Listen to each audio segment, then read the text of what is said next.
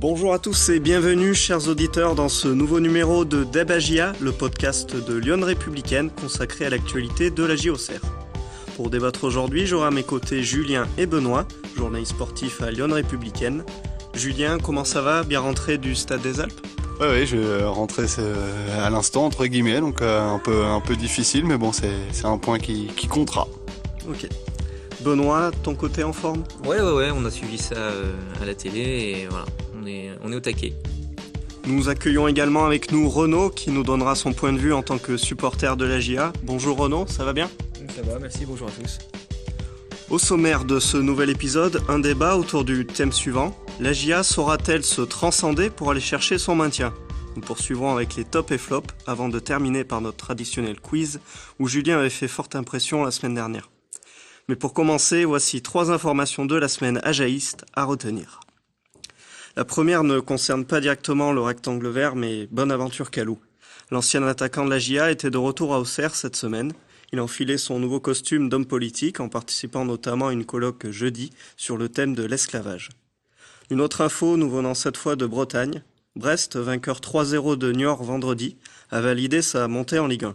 Après la rencontre, l'entraîneur breton Jean-Marc Furlan a confirmé son départ à la fin de saison, annonçant par la même occasion qu'il prenait sa décision sur sa future destination après la 38e journée, et plus précisément le lundi 20 mai.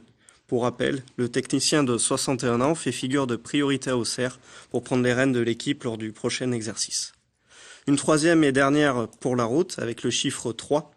Et oui messieurs, après son match nul 0-0 à Grenoble, la JA devra donc jouer son maintien en Ligue 2 à la dernière journée pour la 3e fois depuis sa relégation en 2012, après les exercices 2013-2014 et 2016-2017.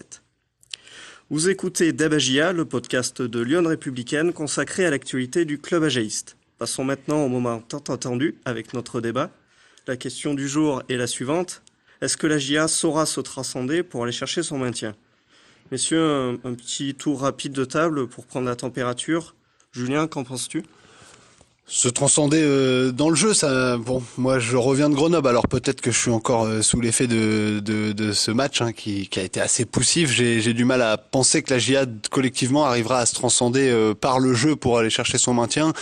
On va y revenir, il y a plusieurs des éléments qui me font penser ça, mais c'est vrai que ça fait quand même plusieurs semaines qu'on trouve que la JA a du mal à véritablement se lâcher, et je pense que l'enjeu à un moment tue le jeu, et l'enjeu sera encore plus fort dans une semaine face à Valenciennes. Donc voilà, je suis pas certain que le maintien viendra par une prestation d'une AGA transcendée, mais bon, je suis confiant sur le fait qu'il y aura le maintien au bout. Ok. Benoît, pour ta part?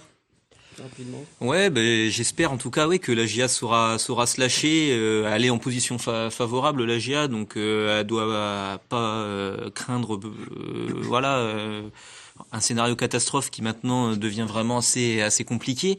Et elle aura l'avantage aussi de jouer à la Baie des Champs pour la dernière, donc faut espérer que ça puisse pousser un petit peu aussi derrière eux, quoi. Ok. Renaud, tu serais plus de quel côté, Julien ou Benoît? Non, mais je vais rejoindre un peu les deux quand même. Je rejoins Julien. Je pense pas qu'elle puisse se transcender par le jeu, parce que je vois pas ce qui peut changer en une semaine. Je pense qu'elle peut se transcender par l'envie. Après, il y a comme des points positifs. On fait la dernière à la maison. Valenciennes est sauvée. On a le goal average quand même qui est plutôt favorable par rapport à nos concurrents. Donc tous ces facteurs ajoutés, je suis confiant. Il y aura le maintien au bout, mais c'est une saison à vite oublier et voir devant maintenant. D'accord, rentrons maintenant dans le vif du sujet. Avec son nul assez soporifique de vendredi à Grenoble, la JA n'a pas réussi à valider officiellement son maintien en Ligue 2. Mathématiquement, les hommes de Cédric Dory ont encore besoin d'un point contre Valenciennes, vendredi prochain à la Baie des Champs pour se sauver. Julien, tu étais présent à Grenoble, la prestation serroise ne t'a pas convaincu dans le fait que la JA allait se lâcher contre Valenciennes vendredi prochain? Non, on a vu une AGA qui avait quand même peur. Alors je sais pas si c'est la peur de jouer, mais qui avait en tout cas peur de perdre ce point. C'est-à-dire que comme ça s'était passé le match précédent face à Châteauroux, il suffit d'une petite erreur en fin de match, d'une action où la GA se retrouve bredouille à la fin. Là, il y a eu certes un poteau de Chergui pour Grenoble qui a fait un peu planer le doute et qui a fait très très peur aux Auxerrois, mais il y avait vraiment cette envie, je pense déjà de pas revenir sans rien, et donc je trouve qu'offensivement, même s'il y a eu plusieurs situations intéressantes face face à des Grenoblois quand même, il y a un moment, faut le dire, hein, faut pas se cacher. Grenoble, ils étaient en vacances, hein. C'est-à-dire, ça commençait à faire la fête des joueurs qui s'en vont, de Ben Griba qui arrête, de Sotoka qui va partir. Il y a eu, le côté festif était quand même très présent. Et malgré tout ça, la GIA a pas réussi à véritablement mettre la tête sous l'eau des Grenoblois à un moment où ils auraient peut-être pu le faire, mais aussi parce que même quand ils se lâchaient, il y avait un petit côté collectif qui restait solide derrière. Il fallait pas tout mettre finalement offensivement, parce que un point, c'est ça fait tourner le compteur. Et quand on regarde bien le classement, ce point il est très important, parce qu'il met la GIA. C'est pour ça que je dis, moi, je pense qu'elle va avoir du mal à se transcender dans le jeu, parce que la peur l'emporte, mais elle est en très très bonne position. Je veux dire, concrètement, il reste 4 équipes concernées par la course au maintien. C'est-à-dire que si on regarde, vu qu'il y a 3 résultats possibles par équipe, ça veut dire qu'il y a 81 scénarios de résultats possibles vendredi. Il n'y en a un seul, qui fait que la GIA serait barragiste. Tous les autres 80 scénarios sur 80, donc 98,76% font que la GIA se maintient. Donc tout est, à mon avis, le plus dur est fait. Et c'est aussi ce qui fait que la GIA a pas véritablement besoin de se transcender, si ce n'est de livrer déjà un match sérieux, ce qu'elle a fait à Grenoble. Merci Julien, avec cette belle analyse chiffrée en plus. Benoît, toi tu es un peu plus confiant sur le match de vendredi, le fait que la GIA peut enfin se libérer sur un tel match. Ouais, le fait, moi je trouve que c'est vraiment l'avantage du terrain, le fait d'être à domicile. On l'avait vu notamment contre Sochaux. La GIA avait su l'emporter chez elle dans un match décisif pour le maintien. Et c'est vrai que cette ambiance, cet engouement, quand vous vous sentez soutenu derrière vous, ça vous donne un supplément d'âme. Ça c'est indéniable. Donc je pense que c'est un des ingrédients dont les Auxerrois ont besoin. Cédric Doré le répète assez souvent. Le problème quand il y a beaucoup d'enjeux comme ça, c'est d'être inhibé sur le terrain, de pas pouvoir justement donner sa pleine mesure. Je pense que l'atmosphère environnante, c'est un critère qui permet justement d'atteindre ce relâchement qui est nécessaire. Mais par contre, je me permets, donc Sochaux, on l'a vu, mais on peut pas non plus dire qu'on l'ait totalement vu face à Châteauroux. Non, c'est sûr, et c'est d'ailleurs ce qu'a refroidi un petit peu les Auxerrois directement après à Grenoble. C'est pour ça aussi que ils ont eu du mal à se lâcher à Grenoble, c'est que finalement le scénario de Châteauroux leur a rappelé que entre un petit point qui peut paraître pas grand-chose et une défaite, ça peut quand même avoir une grande incidence. Et du coup, c'est ce qui les a poussés à jouer peut-être un petit peu avec le frein à main à Grenoble et à se dire finalement ce point qu'on tient au coup d'envoi, si on peut le garder jusqu'au coup de sifflet final, c'est peut-être pas trop mal, et pas non plus y aller la fleur au fusil et tout tenter pour faire basculer la rencontre, quoi. Oui. Et dans une semaine, donc face à Valenciennes, ce petit point en fait, il serait synonyme de maintien. Oui. Donc concrètement, il y a peut-être pas non plus l'obligation d'aller emballer ce match pour le gagner à tout prix, quoi. Non, mais une victoire, je pense permettrait, la GIA répète souvent qu'elle a son destin en main. C'est le moment, à un moment donné, de le prouver. La GIA va pas pouvoir compter à chaque fois sur les résultats des autres. Et si elle plie l'affaire, si elle prend les choses à son compte et essaie de dominer cette équipe de Valenciennes, ils devront leur maintien qu'à eux-mêmes, quoi. Renaud, Benoît parlait d'ambiance qui pourrait aider les Auxerrois à se sublimer, entre guillemets, sur ce match-là. Qu'est-ce que tu en penses de ton côté en tant que supporter ? L'ambiance, c'est un bien grand mot. J'attendrai de voir vendredi, voir ce que ça donne. Après, pour reprendre un peu les propos, je pense pas qu'on va voir une AGIA transcender. Comment expliquer ?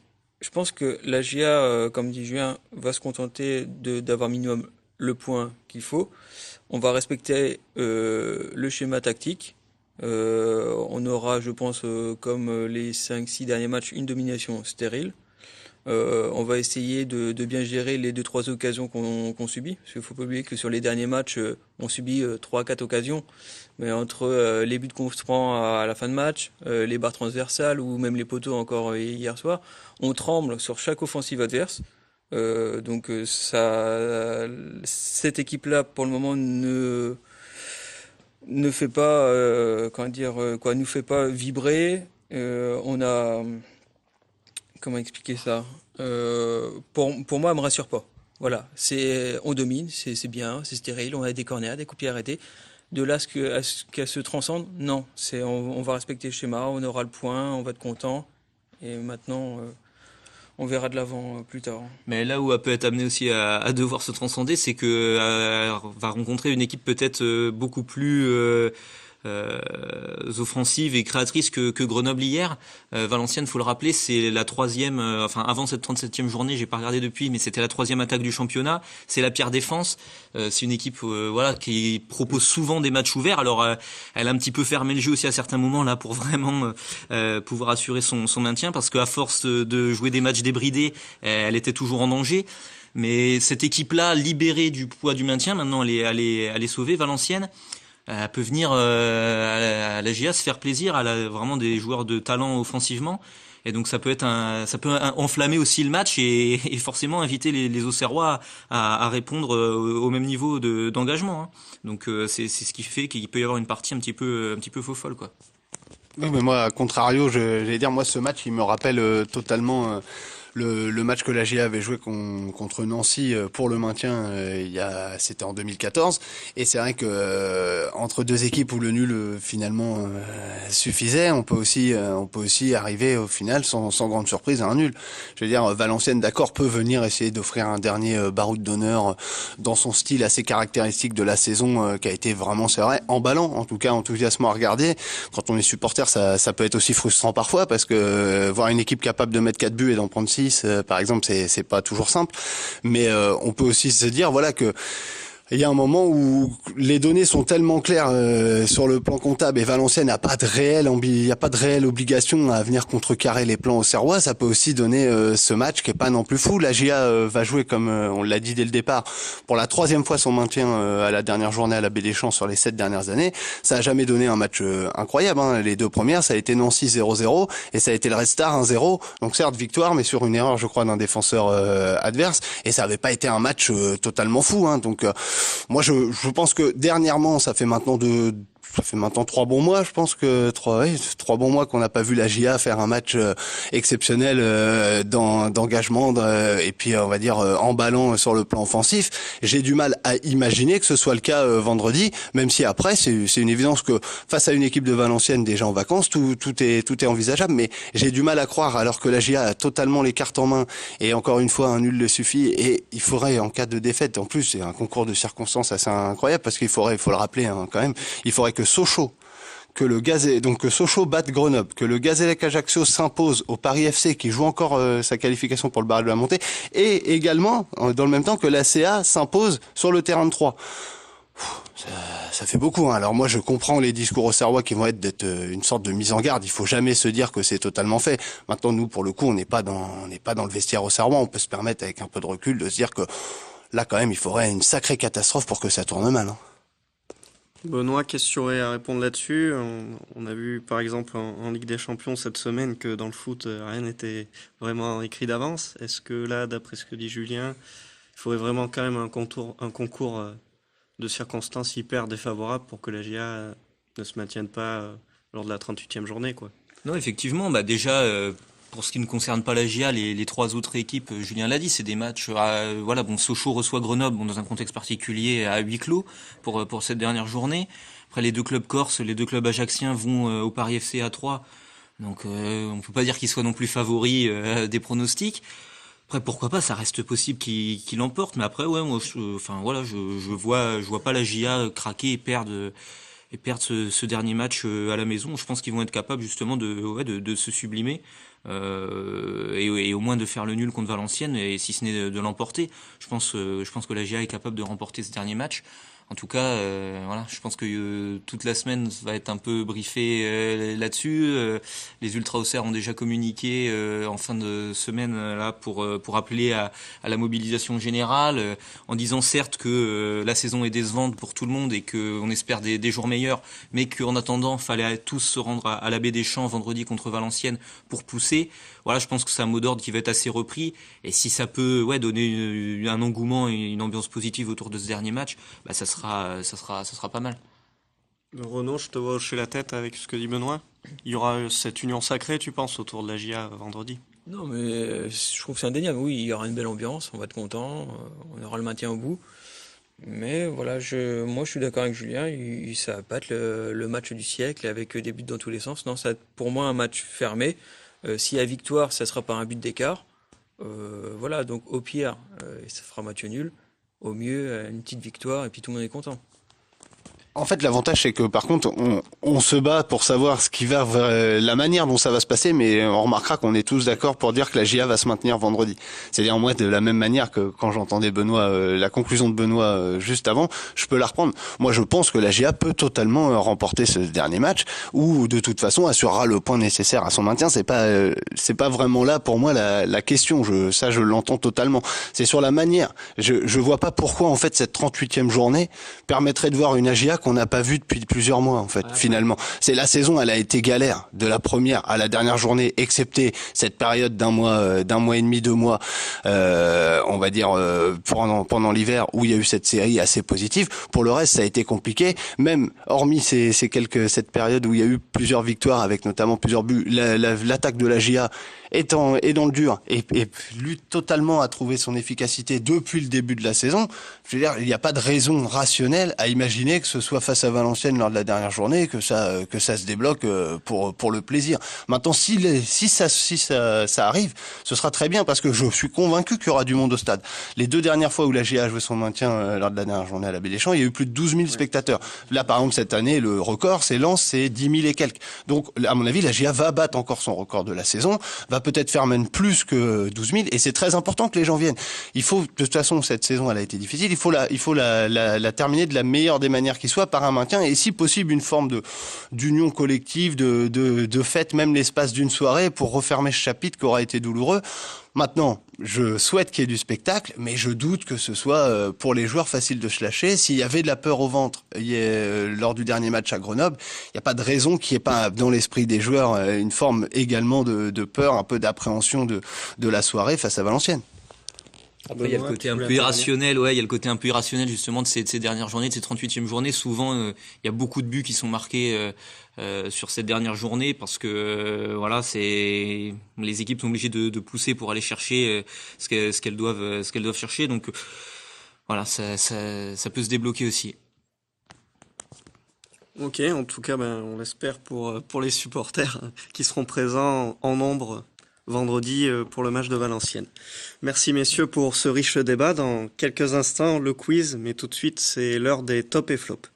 Julien, à toi l'honneur. Est-ce que tu peux me donner ton top du week-end, s'il te plaît ? Mon top du week-end, c'est assez difficile. Moi, en tout cas, oui, je dirais, c'est pas quelqu'un en fait. C'est dans l'équipe. Moi, j'ai trouvé que malgré, puisqu'on a beaucoup mis en avant la peur, c'est assez sérieux ce qu'a fait la GIA à Grenoble. C'est pas brillant, c'est pas emballant à regarder, mais ça a été assez sérieux. Il y a pas non plus, ça a pas été trop loin dans la peur et dans l'inhibition.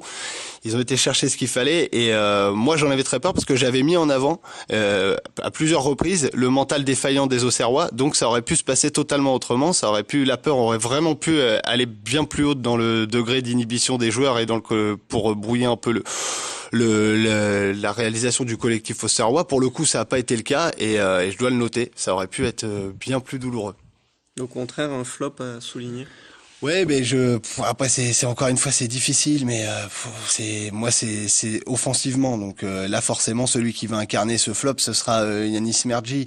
Alors bien sûr c'est compliqué, il avait pas été titulaire depuis le mois d'octobre, mais on ne cesse de le répéter ici quand les joueurs, il y a beaucoup de concurrence dans ce vestiaire, quand vous avez l'occasion de vous mettre en évidence, faut pas la laisser échapper. Quand vous avez la chance de le faire face à une équipe qui est à moitié en vacances, etc. C'est quand même forcément un peu plus simple et force est de constater que malgré sa prestation valeureuse et généreuse dans l'effort, il n'a pas forcément marqué de points dans le rôle de pointe pour le coup Yanis Mergi. Et ça c'est regrettable parce que moi je suis convaincu qu'il n'a pas eu le temps de jeu qu'il méritait cette saison.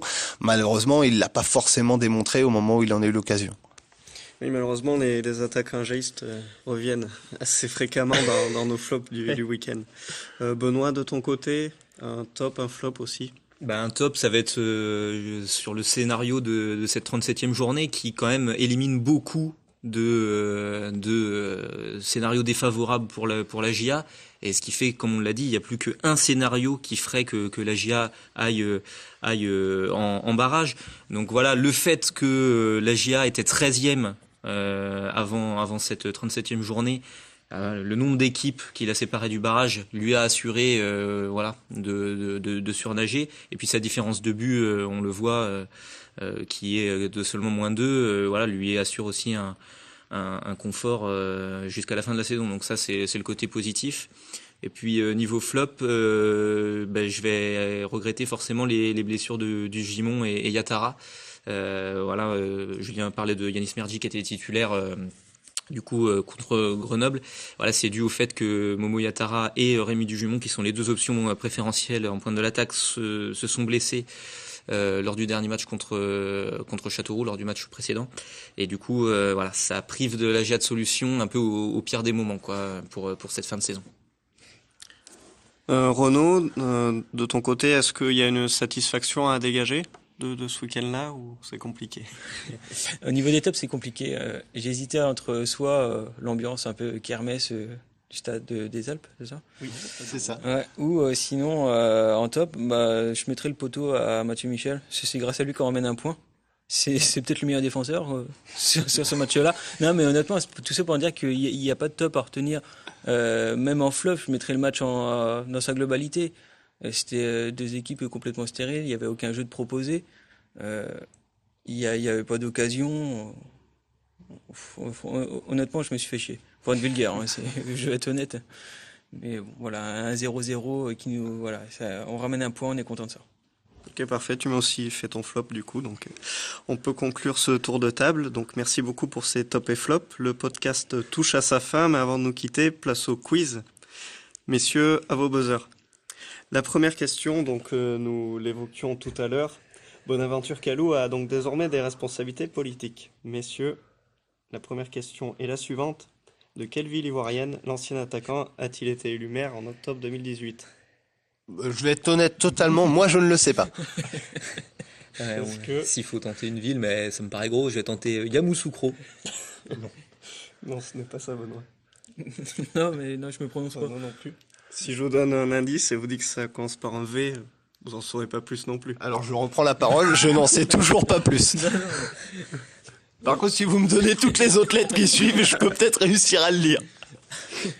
Bon, ok, je vais mettre un flop pour cette question.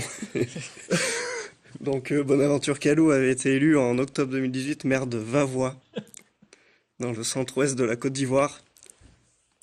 Une ville qui compte environ 130 000 habitants. Bon, écoutez, j'espère avoir un peu plus de réussite sur cette deuxième question. Je vais faire appel à vos souvenirs. Donc, en 2013-2014, la GIA assurait son maintien à la dernière journée contre Nancy. Quel était le score de la rencontre ? 0-0. Ouais. Il l'a dit. Il l'avait dit. Merci.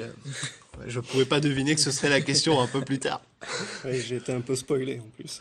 On reste dans le thème avec une question 2 bis, avec la saison 2016-2017, deuxième fois où la GIA se sauvait, en l'emportant contre le Red Star, 1-0 à la Baie des Champs, qui était, messieurs, le buteur du soir.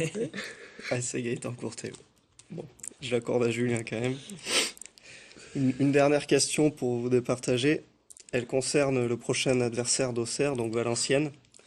Les nordistes possèdent la pire défense du championnat. Je vais donc vous demander tour à tour de me donner combien de buts ils ont encaissé en 37 journées. 60. Le plus proche remportera le point. Donc c'est tour à tour. 60. 60 pour Julien. 58. 62. Donc j'ai un tout pile dans les trois.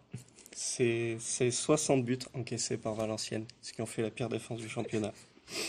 Bon, c'était pas un quiz très mémorable, hein, non. Si, moi je m'en souviendrai malgré tout. Mais je vais quand même décerner la victoire à Julien pour ces 60 buts encaissés par Ne prenez pas cet air si désolé pour me donner la victoire, merci. En tout cas, merci beaucoup messieurs. Ce nouvel épisode de Dabagia est terminé. Merci à tous de nous avoir suivis. N'hésitez pas à réagir sur nos réseaux sociaux via notre page Facebook et Twitter. Nous vous donnons rendez-vous le week-end prochain pour de nouvelles aventures.